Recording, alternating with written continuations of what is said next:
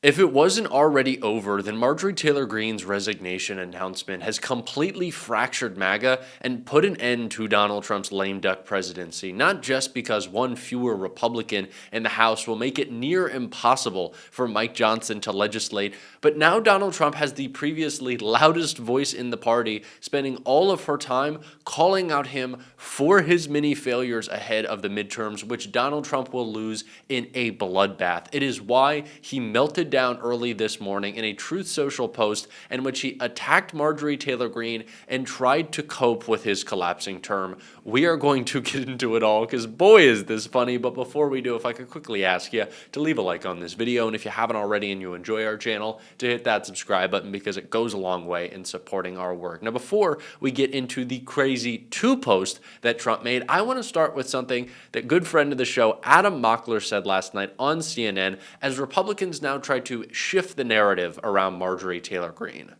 Yeah, Joe keeps trying to draw this distinction where Marjorie Taylor Greene is some character, but Trump isn't somehow. I just think that Marjorie Taylor Greene's style of divisive politics is directly downstream from how Donald Trump entered the political stage. He said that Obama wasn't born in America, Hillary should be locked up. His entire political rise was through divisiveness, and Marjorie hopped on that train and was very divisive, and she's now switching that now that she's the ire of the MAGA, or sorry, the subject of the MAGA ire, she's switching her position and saying that I can't take this. I mean, this is what so many Democrats have been through. I think that it is so important that we say this now, which is exactly why Adam is saying this now. I think he is such a keen observer of not just politics, but of course how MAGA operates, and he's also a great guy and a friend of mine, so I'll give Adam a shout out. He really crushed it last night. But what Adam is understanding is where MAGA is going, which is to defend Donald Trump at all costs, at least the MAGA media figures. And so they're going to say, well, Marjorie Taylor Greene, she was always kind of this fringe figure. No one really liked her because she was making these ridiculous social media posts. She was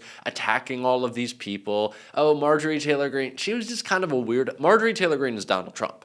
Like, let's be real. She is just a smaller, louder, I would say weirder looking, but I guess they're kind of both weird looking version of Donald Trump that exists in the House of Representatives. The conspiracies, the crazy, the threat. She was there on January 6th. And actually, we don't know where she was the night before January 6th, but that's another story.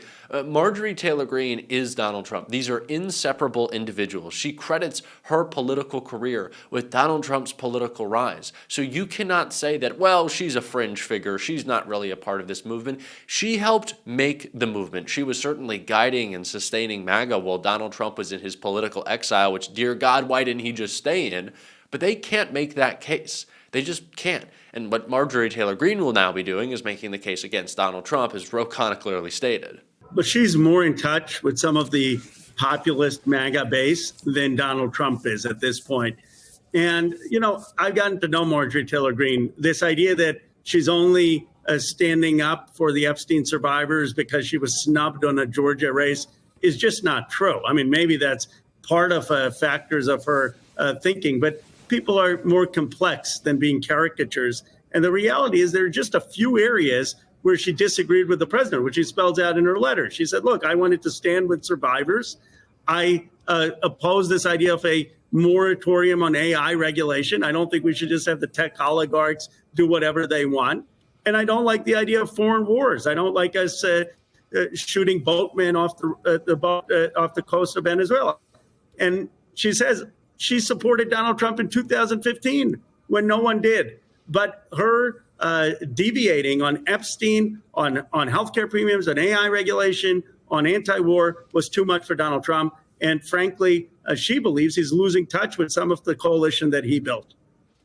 I think Marjorie Taylor Greene is on a quest to run for president. In my opinion, that is why she has done all of this, because Donald Trump made it very clear that she would not ascend any higher within MAGA. She was crushed when he didn't put her in her cabinet, which is just kind of a funny thing to think about considering the crazies that are in there, and he wouldn't include MTG. But when she couldn't run for governor or couldn't run for Senate, in my opinion, Marjorie Taylor Greene decided that she would take her political career into her own hands and try to make a name for herself. And she has certainly gotten lots of positive press by going after Donald Trump. So if that was her goal, she has surely accomplished it. And so Marjorie Taylor Greene will now spend the next couple of months, years, continuing to attack Donald Trump and continuing to cultivate that good press. I'm certainly not going to give it to her, but I'm really excited to see her attack Donald Trump because it clearly makes him melt down. Donald Trump wrote 2 posts on Truth Social early this morning, the first about himself, saying, "I have just gotten the highest poll numbers of my political career. While my great work on the economy has not yet been fully appreciated, it will be. Things are really rockin'. Stopping wars and foreign relations seem to be a strong suit. Also great, the border and stopping crime. I predict that the economy, with the already highest stock market ever and prices coming sharply down from the Biden disaster, will soon be at the top of the list." Okay, this is a bunch of lies. But of course, Trump also had to chime in on Marjorie Taylor Greene writing Marjorie Traitor Brown because of plummeting poll numbers and not wanting to face a primary challenger with a strong Trump endorsement where she would have no chance of winning, has decided to call it quits. Her relationship with the worst Republican congressman in decades, Tom Massey of Kentucky, also known as Rand Paul Jr., because he votes against the Republican Party in really good legislation, did not help her. For some reason, primarily that I refused to return her never-ending barrage of phone calls, Marjorie went bad. Nevertheless, I will always appreciate Marjorie and thank her for her service to our country. Okay, so is she a traitor or has she served this country? Because I don't really think that those things kind of click or mesh or go together. But Donald Trump, obviously in a state of panic because he knows what's coming. Marjorie Taylor Greene will be relentless in calling him out. And she will be calling Donald Trump out on some real failures. She's not going to be saying he wasn't right-wing enough. Marjorie Taylor Greene's chief criticisms are the billions of dollars that Donald Trump has sent to a genocidal regime in Israel that has been carrying out mass slaughter. And even if there was some ceasefire agreement, which the Israeli government has already broke, it is still an apartheid state. So yes, Marjorie Taylor Greene is correct in that criticism, although it is not inherently hers. She's also talked extensively about how Donald Trump and the Republican Party have no plan to address skyrocketing healthcare costs. Of course, Marjorie Taylor Greene doesn't either, and it wouldn't be beneficial or better than Obamacare, but that's not the point. The point is that Marjorie Taylor Greene is right in that criticism. She also talks about how Donald Trump spends too much time on foreign policy, and what she means is he's just not focused on America. But what the actual point is, but she's not making, but she should, is that foreign policy, I'm going to put that in quotes, that Donald Trump does, is just the easiest operation, is the easiest way that he's operated to have praise heaped upon him. Like, Marjorie Taylor Greene's criticisms are correct. I don't want to give her a lot of credit. I don't think she deserves it. I don't really believe Marjorie Taylor Greene has had some deep change of heart. I'm happy for you to disagree with me on that. I'm happy with anyone disagreeing with me on that. But I just think if Marjorie Taylor Greene, the woman who followed David Hogg and his sister around Washington, D.C., to scream at 2 school shooting survivors, if she was done with political violence and harassing people, if she would have apologized to David Hogg, one. But when Donald Trump announced that he wanted to see members of Congress killed, maybe she would have spoke out against that. Maybe she could have included that in her resignation video that was 12 minutes long and talked about threats to her safety. I think Marjorie Taylor Greene is a wholly self-consumed person. So I'm not really going to get on board with this campaign to sanitize her. I really don't want to do that. But what I will do is just sit back, put the feet up. I might grab a Modelo and just watch this beautiful mess unfold as if it was a lovely, lovely, lovely film about the destruction of a terrible, terrible, terrible, I don't know what accent I'm doing, movement.